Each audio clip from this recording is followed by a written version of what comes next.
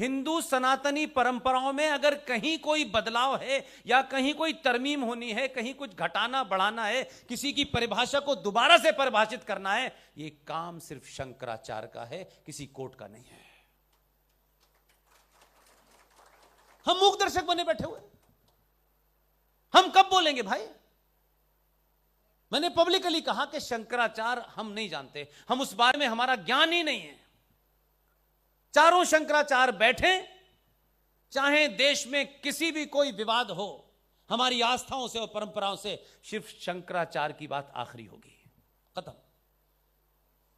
हम ये बना ही नहीं रहे, इसलिए वो अपने झगड़े में लगे हुए हैं, आपस में झगड़ा है, अपने शत्रु से भी नहीं सीखते। उनके यहां कोई झगड़ा हुआ आज तक? मोहल्ले की मस्जिद में कौन इमाम होगा, इस पे भी झगड़ा नहीं है उनके यहां, क्योंकि एजेंडा कुछ और है, आपके एजेंडे कुछ और हैं। मुझे तो पता नहीं, मैं तो ज्ञानी नहीं हूं। हमारे आपके बनारस के एक साथी हैं जो हमारे साथ 24 घंटे रहते हैं, ओम यादव जी बनारस के, उन्होंने बताया कि यहां कोई विद्युत परिषद है, वो तय करती है कि शंकराचार्य कौन होगा। तो करके खत्म करें ना भाई, इस विवाद को जितना बढ़ाएंगे उतना आज का युवा ये सवाल पूछेगा जो मैं उसके बिहाफ पे पूछ रहा हूं कि भाई ये ऐसा है क्या? भैया आपके यहां है, ये हम मानते हैं, सम्माननीय, पूजनीय, लेकिन पूजनीय का पूजलायक तो स्थान बना के रखो कि उनको भी कोर्ट के चक्कर खिला रहे हो भाई। इसलिए 2022 के भारत में सच बोलिए, जोर से बोलिए, चिल्ला चिल्ला के बोलिए।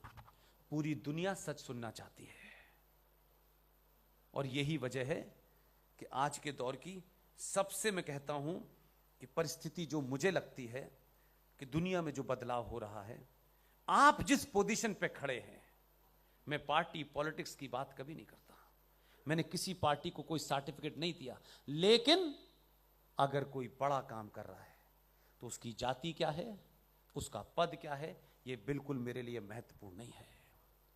भारत की पोजीशनिंग अंतर्राष्ट्रीय इस वक्त इतनी महत्वपूर्ण है, और इसलिए है कि अभी आपने देखा एक प्रधानमंत्री बना, फिर उसने इस्तीफा दे दिया, फिर वो भी कुछ हटने वाला है।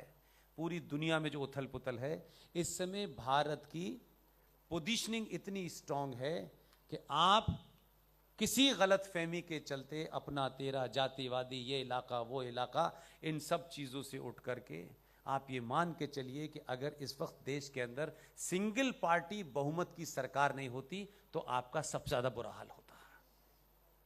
पूरी वर्ल्ड पॉलिटिक्स में एक बड़ी भूमिका निभाने का भारत को मौका मिल रहा है। भारत के अंदर ऐसी तमाम भारत विरोधी ताकतें चौराहे चौराहे इस ताकत से डरी हुई हैं, उनके एजेंडे पे चल रही हैं। बहुत विदेशी एजेंडा इस देश में चल रहा है, जिसके बारे में हम समय समय पे बोलते रहते हैं। उस पर किताब भी लिखी है कर्नल आर एस सिंह साहब ने, नो द एंटी नेशनल।